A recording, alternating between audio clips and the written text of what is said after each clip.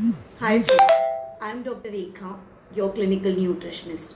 I'm MSc and PhD holder in nutrition with 14 years of experience. Today, the topic which we are going to discuss is a very common topic nowadays. Every one woman out of 5 is suffering from this, and that disease, as we all know, is called as polycystic ovary disease, PCOS, PCOD, whatever you call it. First of all, you need to understand whether you really are suffering through PCOS or PCOD or not. The symptoms vary for person to person. Some get periods or menstruation cycle very often, like in every 15 days they get their menstruation cycle. Some don't get menstruation cycle for 1 month, 2 months, 3 months. They often miss that. Some have chin hair, some has weight gain, don't have weight gain, some has mood swings, acne, dry skin, lot of hair fall. These all are the symptoms of PCOS. Some people don't have symptoms at all, but they have cyst in their ovary lining, that is epithelial lining in the ovaries. Some have cyst in the uterus. So these are also some of the PCOS things. Why PCOS happens? It is many times your lifestyle, your environmental factors, they all contribute. For example, if you have a sitting job, you are not eating at all, then your metabolic rate goes decline. You have a lot of stress, your hormones get screwed up, and ultimately you land up into diseases like this. What you can do to save yourself from these diseases? The 5 things which are the pillars of you can say saving you from PCOS is low stress or a no stress. Exercise at least 15 to 20 minutes daily. It can be walk, it can be Zumba, it can be yoga, it can be anything. Your good sleep, maybe 7 to 8 hours of good sound sleep, deep sleep. Then your food and your water. These 5 pillars are most important in journey of PCOS. Once you work with them, automatically your weight starts losing and your periods or cycle starts falling on proper place. The hormones like estrogen, your many other female hormones like follicle stimulating hormones or other hormones react very badly when you are stressed out. These hormones just get up and down, and that's why your cycles get irregular or other symptoms develop. More than talking about the physiology of PCOS, I would directly like to talk about the foods which can help you for PCOS. So in PCOS, what kind of diet you should include? It should be high in fiber. What foods include more fiber should you include in your diet in PCOS? Those foods can be, for high fiber, your fruits, daily 1 or 2 fruits, your salads, your veggies. Your salads can include anything: carrot, cucumber, onion, tomato, beetroot, broccoli, lettuce, zucchini, anything. Your chana can be there. Your pulses are very good source of fiber. These are few fiber rich foods which you can include in your day-to-day life. Then unprocessed foods should be totally eliminated. Basically, processed foods should be totally eliminated, like packed chips. See, being a social animal, or you can say working in the corporate world or in the present lifestyle, it's not possible to eliminate all the processed foods, but you can reduce the frequency. Like if you are a person who eat chips daily, you can shift from daily to once in a week. Or if you are a person who drinks Coke daily, from daily to once in a 15 days or once in a month. If you are a person who loves to eat ice cream daily, you can shift it to once in a month. So you can reduce on the quantity of or the frequency of processed food. Other than this, you require a lot of vitamins and minerals, especially vitamin B12, all the B vitamins, minerals like magnesium, calcium, phosphorus, iron. Those all are required for your PCOS correction. So blueberries, blackberries, cherries, strawberries, these all fruits you can include on a regular basis. But make sure those should be seasonal one, those should be local one. Like in winters there was a season of strawberries, so include them. In rainy season you get blueberries, so include them. So it's very important, include seasonal local fruits and vegetables in your diet. Then proteins are important, so including milk is not a problem. Many people must have heard that in PCOS you should not drink milk or a dairy products. If you are consuming a milk, then milk and milk products are not mandatorily you can say going through a bad process. You can prefer a local dairy rather than importing from a very distant place. Like if you buy Amul milk in Pune, definitely it's a distant milk, or in a Mumbai it is a distant milk. So you can include your local dairy and get milk from there. Their chances of mixing of water or any chemicals is less, because it's nearby they are serving, so they need to be complete the quantity whatever they are getting or reaping. So better to have a local milk. You can use milk without cream, without sugar. You can use curd, you can use paneer. Paneer gives you a good protein. Milk gives you phosphorus and calcium, which are important for PCOS. And you should not include too much of cheese because it gives you saturated fat. That's why try to incorporate the byproducts of milk, like curds also you can include. It gives you prebiotic and probiotic, which helps to relieve many symptoms like abdominal cramps, backache, knee pain. These are relieved by consumption of curd. Then you can add sweet potatoes. They are very rich in vitamin A, which is again helpful in PCOS. You can include almonds. It reduces testosterone and helps you to improve your PCOS. Vitamin A, almonds also gives you omega-3, omega-6, which is again a very important nutrient for your PCOS. Avocado also gives you omega-3, omega-6. It is a very, you can say, uterus friendly food or a uterus superfood. So including avocado in your regular diet helps you to recover PCOS. It's also a fertility food. So if you are trying to conceive, if you are trying for a baby, go ahead to consume avocado on regular basis. Then ghee you can include to gives you good omega-3, omega-6. Other than this, avocado, as I said, gives you phytonutrients also. Phytonutrients helps you to protect your cells, which can be damaged through your inflammation or through your hormonal imbalance. So avocado will help you to protect your cells from especially from inflammation or cell destruction. Ovaries and uterus can be protected through avocado. Then you can use as I said, milk, curd, paneer, also all these. Many people tell not to have carbohydrate in your diet during PCOS, but complex carbs are important. Why? Because if you stop carbs, your mood swings will be more. You are more irritation in your behavior. You get, if I say in Hindi, chirchirapan. You get many mood swings when you avoid carbs.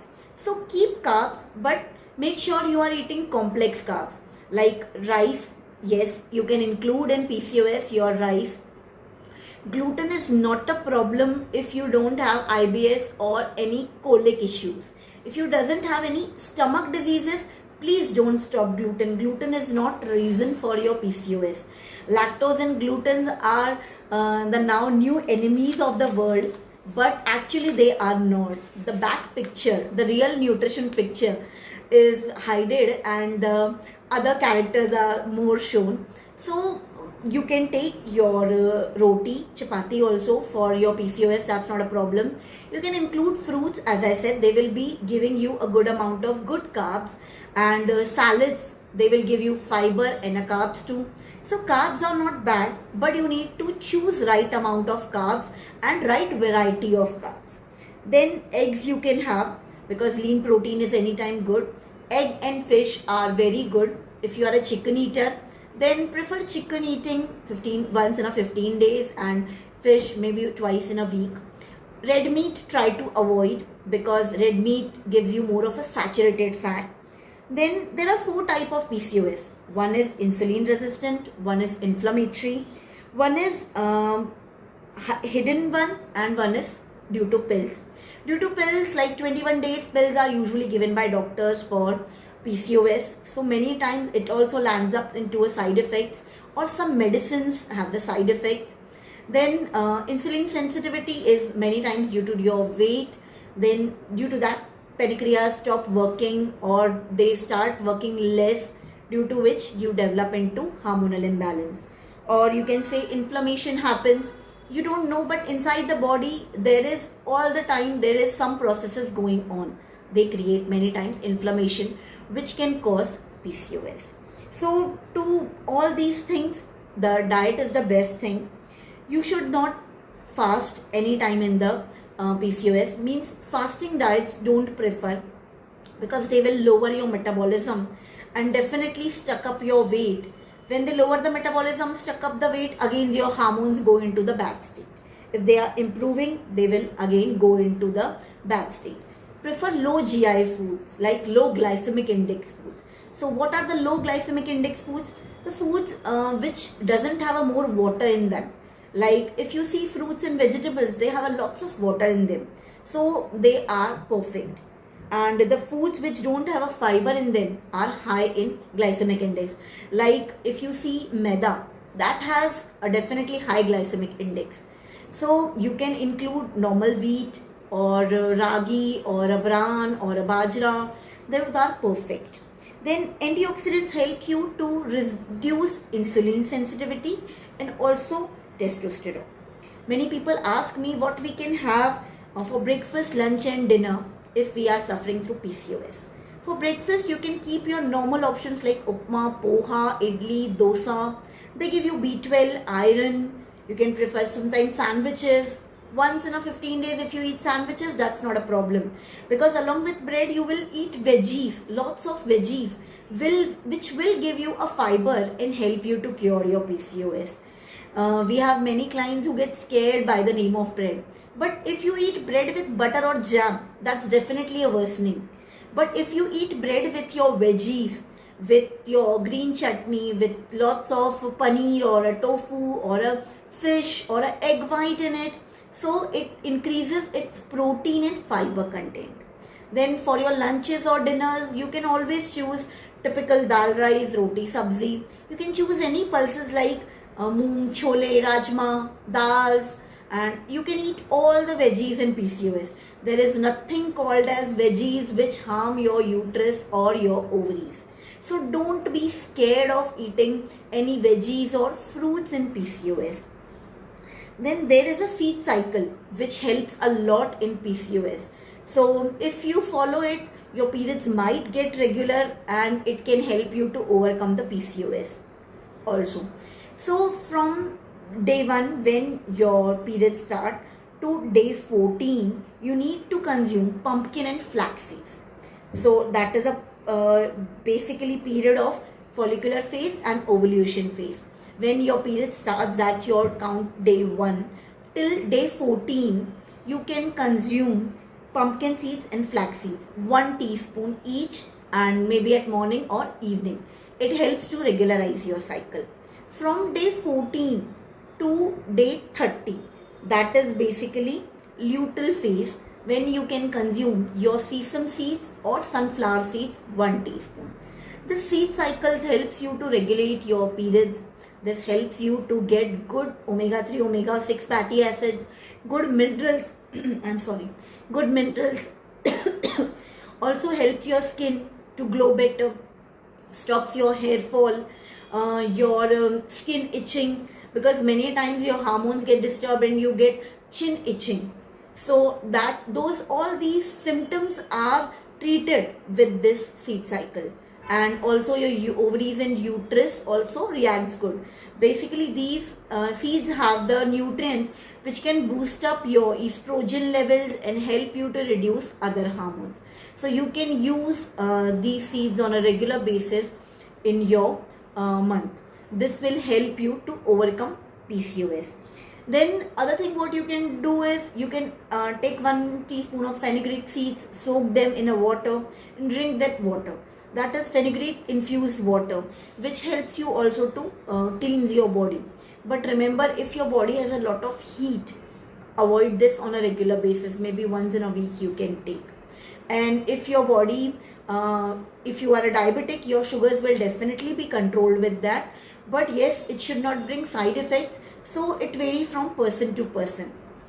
See, regularly eating our normal food is not a problem, but yes, to a certain extent you also require some specific foods to treat this problem. That's very important. More than taking a stress, work on your meditation, your yoga. Weight loss is definitely important, but as I said, if you don't work on PCOS, on hormones, weight loss will never happen. And if you don't work on your weight loss, PCO will never improve. So it's a hand by hand process. You need to work on both the things. Other than this, minerals like basically calcium, iron, phosphorus, sodium, potassium, you need all this. Biotin, that's the vitamin you require, is thiamine, you require niacin, nicotinic acid. So these all vitamins you require, and you can include oranges or your local foods, local fruits can give you this. If you include berries, as I said, or oranges are presently in season, sweet lime is presently in season, including a coconut water can also give you potassium, including a lemon in your diet can give you sodium. So these foods can help you to improve your PCOS. For PCOS, there are many myths. Never Google or never just go on what you can say, following the WhatsApp or Facebook blindly. Understand the history or a science behind it. Always consult a qualified nutritionist. Check her degree.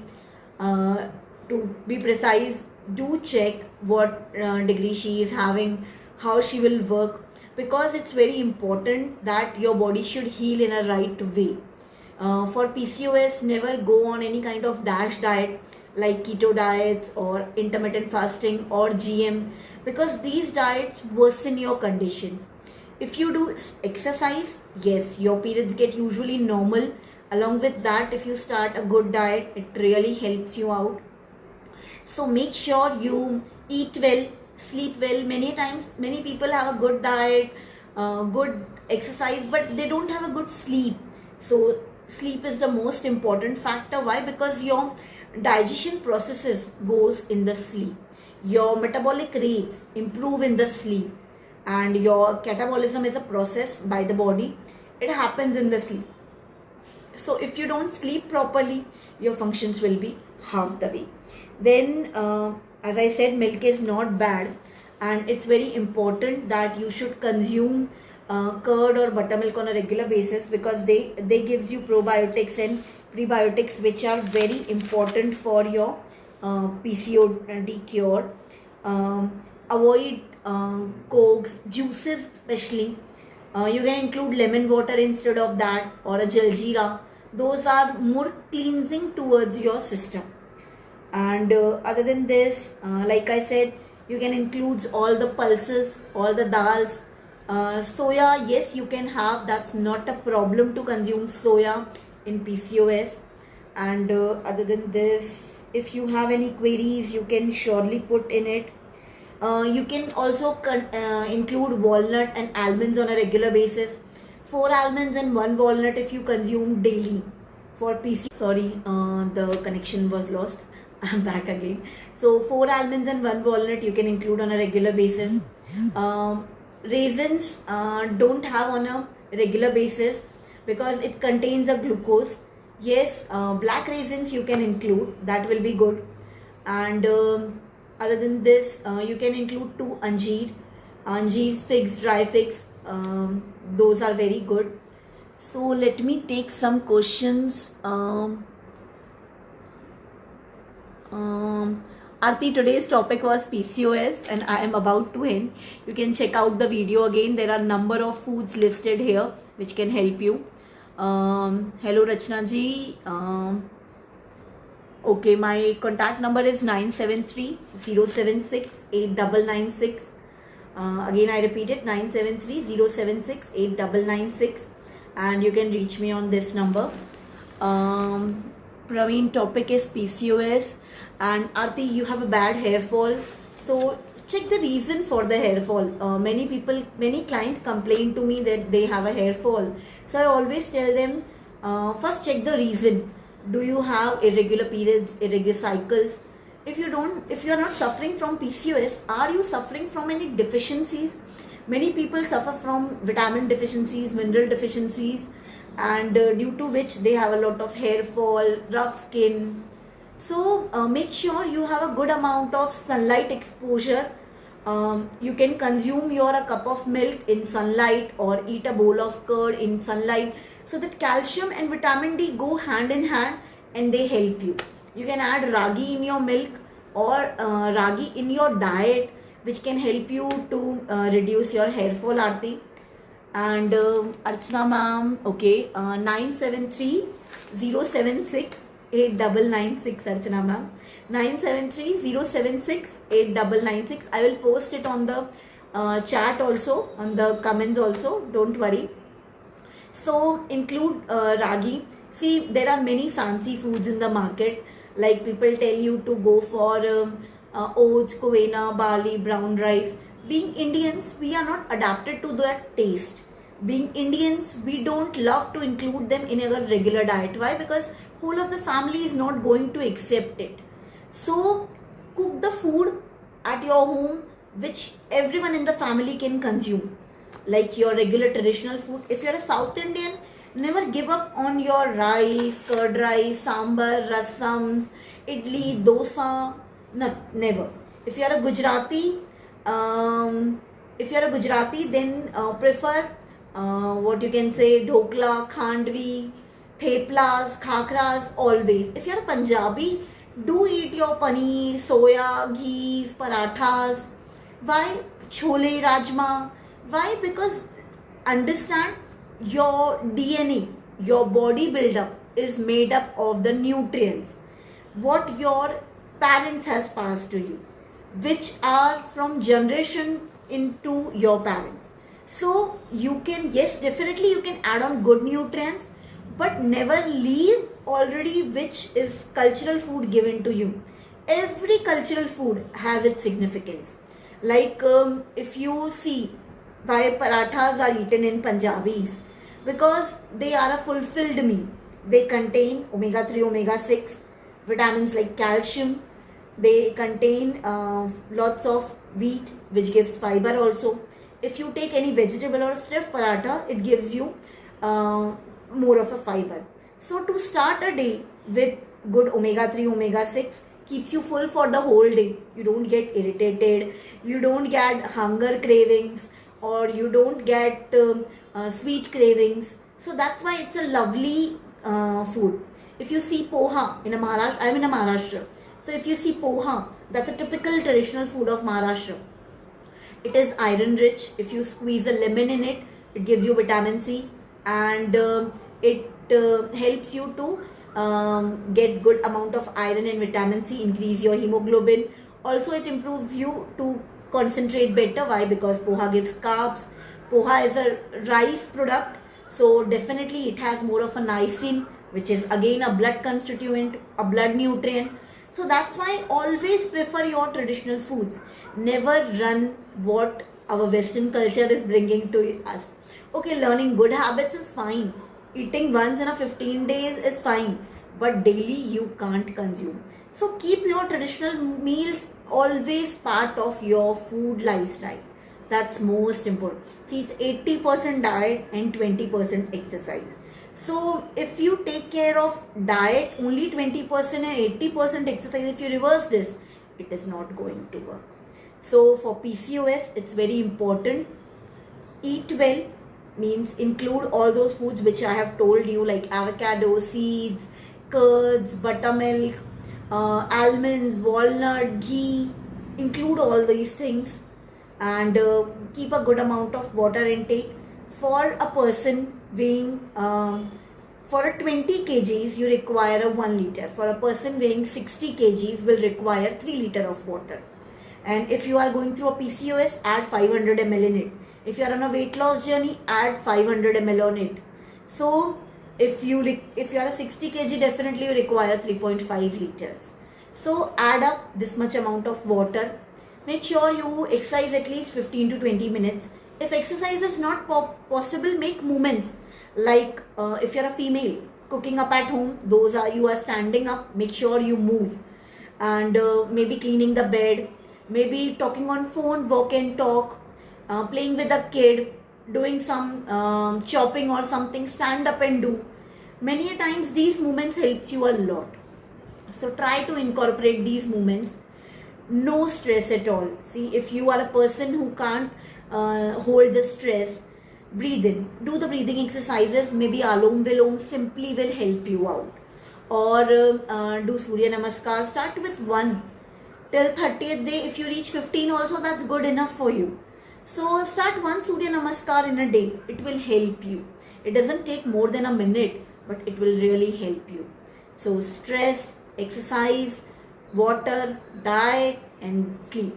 So if you are not able to complete 8 hours in one go, make sure you complete 6 hours at least in one go, and maybe you can have a 1 hour or 1.5 hour nap in the afternoon or any time which you get. But at least 6 hours deep sleep is very important, because if you sleep only for 4 hours, it won't give you a deep sleep time. It won't give you the qualitative sleep which you should get. So along with quantity, quality also matters. Never think of which oil we should use, but how much oil we should use, that also matters. People shift from normal soya bean to olive oil, but they use a lot of quantity, so they never see the changes in their health. That's why you need to work on the quality and quantity parallel. First start with quantity, then shift on the quality. Thank you so much. Stay safe, stay healthy, eat well, enjoy your food, because food is life. Take care. Good night.